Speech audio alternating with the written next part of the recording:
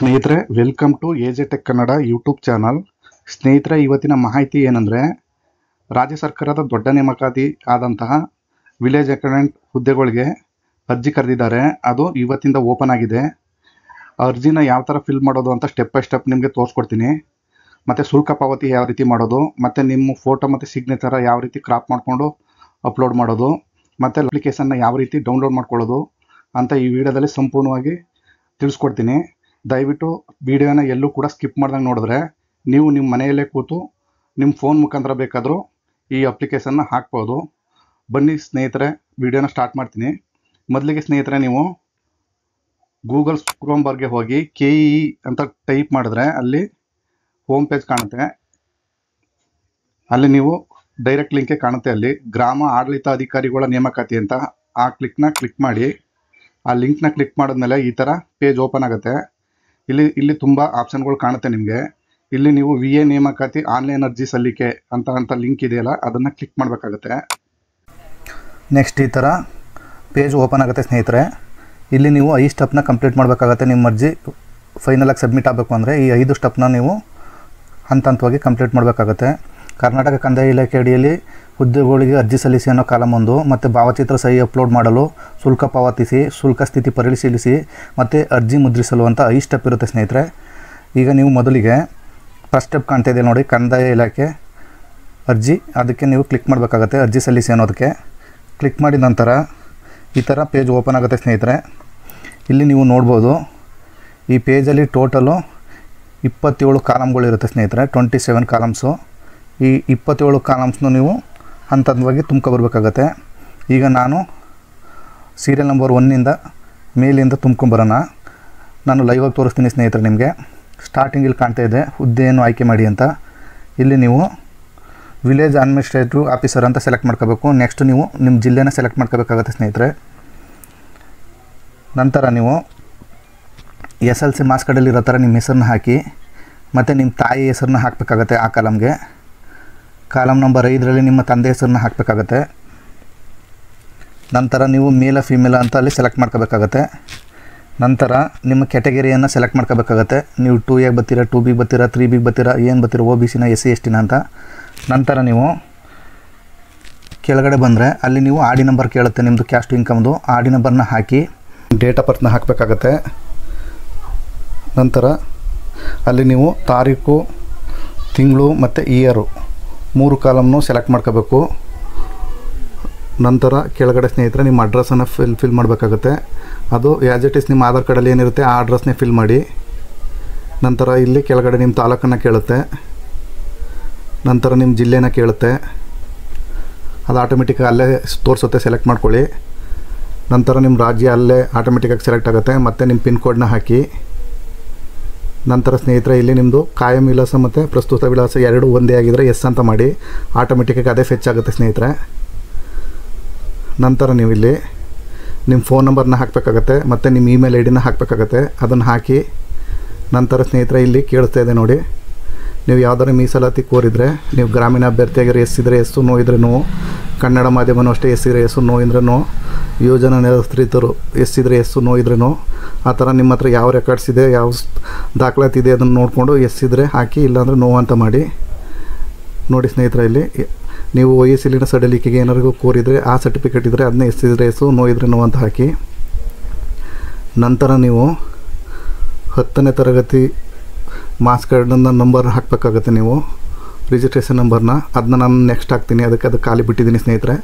ಮತ್ತು ನೀವು ವಿದ್ಯಾರ್ಹತೆ ಕೇಳುತ್ತೆ. ಇದು 2nd PUC ಬೇಸಡಲ್ಲಿ ನಡೀತಿರೋದ್ರಿಂದ ನೀವು ಹೈಯರ್ ಎಜುಕೇಷನ್ ಮಾಡಿದ್ರು 2nd PUCನೇ ಸೆಲೆಕ್ಟ್ ಮಾಡ್ಕೊಳ್ಳಿ. ನಂತರ ನೀವು ಮಾರ್ಕ್ಸು ಎಷ್ಟು ತೆಗೆದಿದ್ದೀರಾ ಅಂತ ಕೇಳುತ್ತೆ. ನೀವು ಎಷ್ಟು ಹಾಕಿದ್ದು ಅಂದರೆ 600 ಬರುತ್ತೆ. 527 ಅಂದರೆ 600ಗೆ 527 ತೆಗೆದಿದ್ದೀರಾ, ಅದು ಆಟೋಮೆಟಿಕ್ಕಾಗಿ ನಿಮಗೆ ಪರ್ಸೆಂಟೇಜು ಕನ್ವರ್ಟ್ ಆಗುತ್ತೆ. ಮತ್ತು ನಿಮ್ಮ ಪ್ರಮಾಣ ಪತ್ರ ಮಂಡಳಿ ಯಾವುದು ಅಂತ ಕೇಳುತ್ತೆ. ಅಲ್ಲಿ PU ಬೋರ್ಡ್ ಕರ್ನಾಟಕ ಅಂತ ಹಾಕಿ. ನೀವು ಏನಾದರೂ ಕೇಂದ್ರ ರಾಜ್ಯ ಸರ್ಕಾರ ನೌಕರರೇ ಅಂತಿದೆ, ಎಸ್ ಇದ್ರೆ ಎಸ್, ನೋ ಇದ್ದರೆ ನೋ ಅಂತ ಹಾಕಿ. ನಂತರ ಸ್ನೇಹಿತರೆ ನೀವು ಯಾವ್ದಾದ್ರು ಉದ್ಯೋಗ ಮಾಡ್ತಾಯಿದ್ದೀರಿ ಅಂತ ಕೇಳುತ್ತೆ, ನೋ ಅಂತ ಹಾಕಿ. ನಂತರ ನೀವು ಪರೀಕ್ಷಾ ಕೇಂದ್ರ ಸೆಲೆಕ್ಟ್ ಮಾಡ್ಕೋಬೇಕಾಗತ್ತೆ. ನಿಮ್ಮದು ಎಲ್ಲಿರುತ್ತೆ ಜಿಲ್ಲೆವಾರು ಕೊಟ್ಟಿದ್ದಾರೆ, ಯಾವ ಜಿಲ್ಲೆ ಬೇಕಾದರೂ ನೀವು ಸೆಲೆಕ್ಟ್ ಮಾಡ್ಕೋಬೋದು. ನಂತರ ನಿಮ್ಮ ಆದಾಯನ ಹಾಕಿ, ಅದು ಕ್ಯಾಸ್ಟ್ ಆ್ಯಂಡ್ ಇನ್ಕಮ್ ಮೇಲೆ ಇರುತ್ತಲ್ಲ ಅದನ್ನ ಹಾಕಿ ಪ್ರಿವ್ಯೂ ಮೇಲೆ ಕ್ಲಿಕ್ ಮಾಡಿದ್ರೆ ಈ ಥರ ನಿಮ್ಮ ಅರ್ಜಿ ಶೋ ಆಗುತ್ತೆ ಸ್ನೇಹಿತರೆ. ಇಲ್ಲಿ ನೀವು ಏನಾರು ತಪ್ಪು ಮಾಡಿದರೆ ಎಡಿಟ್ ಅಂತ ಕಾಣ್ತಿದ್ದೆ, ಬೇಕಾದ್ರೆ ಎಡಿಟ್ ಬೇಕಾದ್ರೂ ಮಾಡ್ಕೋಬೋದು. ಕರೆಕ್ಟ್ ಇತ್ತು ಅಂದರೆ ಅಲ್ಲಿ ಕಾಣ್ತಿರೋ ಕ್ಯಾಪ್ಷನ್ನ ಆ್ಯಸ್ ಇಟ್ ಈಸ್ ಹಾಕಬೇಕಾಗತ್ತೆ.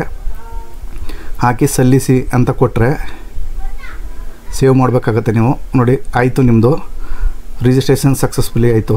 ಇಲ್ಲಿ ನಿಮ್ಗೊಂದು ಐ ಡಿ ಕೊಡ್ತಾರೆ. ಐ ಡಿನ ನೀವು ಕಾಪಿ ಮಾಡ್ಕೊಳ್ಳಿ. ಯಾಕಂದರೆ ಮುಂದೆ ಸ್ಟೆಪ್ಗೆ ಹೋಗಬೇಕು ಅಂದರೆ ಈ ಐ ಡಿ ಮತ್ತು ನಿಮ್ಮ ಡೇಟ್ ಆಫ್ ಬರ್ತ್ನ ಹಾಕಬೇಕಾಗತ್ತೆ. ಇಲ್ಲಿ ನೋಡಿ ಸ್ನೇಹಿತರೆ, 2ನೇ ಸ್ಟೆಪ್ಪು ಬಂದು ಅಥೆಂಟಿಕೇಷನ್ ಕೇಳ್ತಾಯಿದೆ ನೋಡಿ ಸ್ನೇಹಿತರೆ. ಇಲ್ಲಿ ನೀವು ಅಲ್ಲಿ ಕಾಪಿ ಮಾಡ್ಕೊಂಡಿರ್ತಕ್ಕಂಥ ಐ ಡಿ ನಂಬರ್ನ ಹಾಕಿ ನಿಮ್ಮ ಡೇಟ್ ಆಫ್ ಬರ್ತ್ನ ಹಾಕಿದ್ರೆ ಅದು ನೆಕ್ಸ್ಟ್ ಸ್ಟೆಪ್ಗೆ ಹೋಗುತ್ತೆ. ಇಲ್ಲಿ ನೀವು ಫೋಟೋ ಮತ್ತು ಸಿಗ್ನೇಚರ್ನ ಅಪ್ಲೋಡ್ ಮಾಡಬೇಕಾಗತ್ತೆ. ಇಲ್ಲಿ ನೋಡಿ ಸ್ನೇಹಿತರೆ, ಇಲ್ಲಿ ಅದು 100 KB ಒಳಗಿರಬೇಕು ನಿಮ್ಮ ಫೋಟೋ. ಅದು ವಿಡ್ತು ಮತ್ತು ಹೈಟೆಲ್ಲ ನೋಡಿಕೊಂಡು ಕರೆಕ್ಟಾಗಿ ಕ್ರಾಪ್ ಮಾಡ್ಕೊಳ್ಳಿ. ನಾನೀಗ ಆಲ್ರೆಡಿ ಸ್ಕ್ಯಾನ್ ಮಾಡಿ ಇಟ್ಟಿದ್ದೀನಿ ಸ್ನೇಹಿತರೆ, ಅದನ್ನೇ ಅಪ್ಲೋಡ್ ಮಾಡ್ತಾಯಿದ್ದೀನಿ. ಅದನ್ನ ಸೆಲೆಕ್ಟ್ ಮಾಡಿಕೊಂಡು ಇದನ್ನ ಅಕಸ್ಮಾತ್ ಸೈಜ್ ಏನಾರು ಹೆವಿ ಇತ್ತು ಅಂದರೆ ಅದನ್ನ ರೀಸೈಜ್ ಬೇಕಾದ್ರೂ ಮಾಡ್ಕೋಬೋದು. ಡೆಸ್ಕ್ಟಾಪಲ್ಲಾದರೆ ಈಸಿ ಆಗುತ್ತೆ. ನೀವು ಆನ್ಲೈನಲ್ಲಿ ಹೋಗಿ ನೀವು ರೀಸೈಜರ್ ಅಂತ ಟೈಪ್ ಮಾಡಿದ್ರೆ ನಿಮ್ಗೆ ಎಷ್ಟು KB ಬೇಕೋ ಅಷ್ಟು KBಗೆ ಕನ್ವರ್ಟ್ ಮಾಡ್ಕೋಬೋದು. ಇಲ್ಲಿ ನೋಡಿ KB ಕನ್ವರ್ಟ್ ಆಯಿತು. ಈಗ ನಾನು ಸೆಲೆಕ್ಟ್ ಮಾಡಿಕೊಂಡು 100 KB ಒಳಗಿದೆ ಇದು. ಅಲ್ಲಿ ಅಪ್ಲೋಡ್ ಫೋಟೋ ಅಂತ ಕಾಣ್ತಿದೆ, ಅದನ್ನ ಕ್ಲಿಕ್ ಮಾಡಿದ್ರೆ ನಿಮ್ಮ ಫೋಟೋ ಕಾಲಮ್ಗೆ ಕೂತ್ಕೊಳ್ಳುತ್ತೆ. ನಂತರ ಫೋಟೋನ ಕೂಡ ಆ್ಯಸ್ ಇಟ್ ಈಸು ನೀವು ಮೊದಲೇ ಕ್ರಾಪ್ ಮಾಡಿಕೊಂಡು ಇಟ್ಕೋಬೇಕಾಗತ್ತೆ. ನೋಡಿ ಎಲ್ಲ ನಾನು ಸ್ಕ್ಯಾನ್ ಮಾಡಿ ಮೊದಲೇ ಇಟ್ಕೊಂಡಿದ್ದೀನಿ.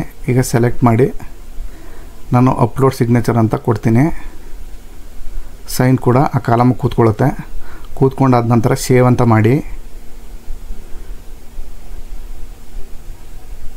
ಸೇವ್ ಅಂತ ಮಾಡಿದ್ಮೇಲೆ ಈ ಥರ ಪಾಪಪ್ ಬರುತ್ತೆ, ಸೇವ್ಡ್ ಅಂತ.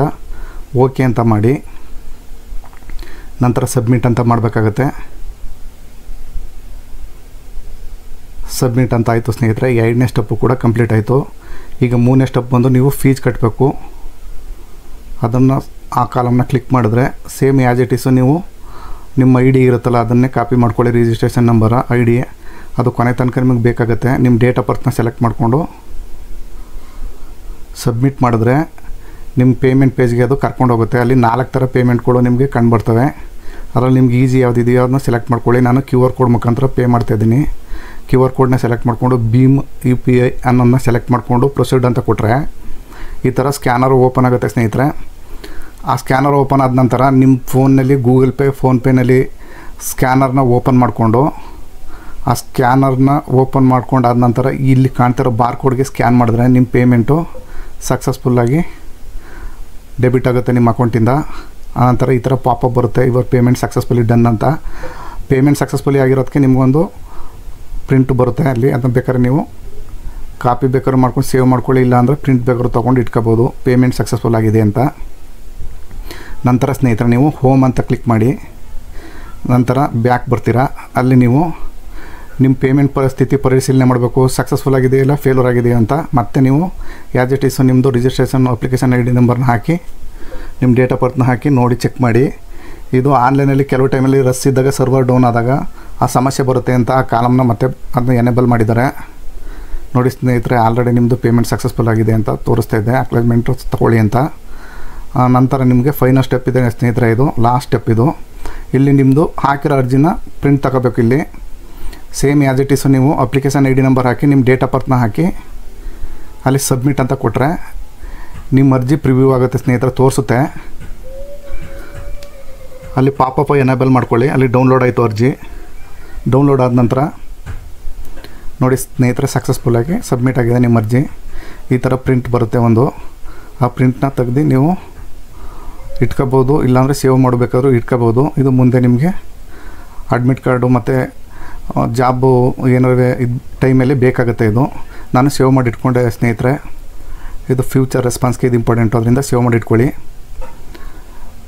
ನಂತರ ಬ್ಯಾಕ್ ಬರ್ತಾಯಿದ್ದೀನಿ ಸ್ನೇಹಿತರೆ. ಇದಾಗಿತ್ತು ಸ್ನೇಹಿತರೆ ಮಾಹಿತಿ. ಇದಿಷ್ಟು ಈಜಿ ಇದೆ ಸ್ನೇಹಿತರೆ. ನೀವು ಸ್ಟೆಪ್ ಬೈ ಸ್ಟೆಪ್ಪು ನಾನು ಹೇಳ್ದಂಗೆ ಮಾಡಿದ್ರೆ ನೀವು ಖಂಡಿತವಾಗಿ ಸಕ್ಸಸ್ಫುಲ್ಲಾಗಿ ಮನೇಲೇ ಕೂತು ಅದು ಕೂಡ ಫೋನ್ ಮುಖಾಂತರ ಕೂಡ ಹಾಕ್ಬೋದು ಸ್ನೇಹಿತರೆ. ದಯವಿಟ್ಟು ಈ ವಿಡಿಯೋ ಇಷ್ಟ ಆಗಿದ್ರೆ ನಮ್ಮ ಚಾನಲ್ನ ಸಬ್ಸ್ಕ್ರೈಬ್ ಮಾಡ್ಕೊಳ್ಳಿ. ಇದೇ ತರಹ ಜಾಬ್ ಸಂಬಂಧಪಟ್ಟಂಗೆ ಕೇಂದ್ರ ಮತ್ತು ರಾಜ್ಯ ಸರ್ಕಾರದ ನೋಟಿಫಿಕೇಷನ್ಗಳು ಬಂದರೆ ನಿಮಗೆ ತಿಳಿಸ್ಕೊಡ್ತೀನಿ. ಇಲ್ಲಿ ತನಕ ವಿಡಿಯೋ ನೋಡಿದ್ದಕ್ಕೆ ಎಲ್ಲರಿಗೂ ಧನ್ಯವಾದಗಳು. ನಮಸ್ಕಾರ ಸ್ನೇಹಿತರೆ.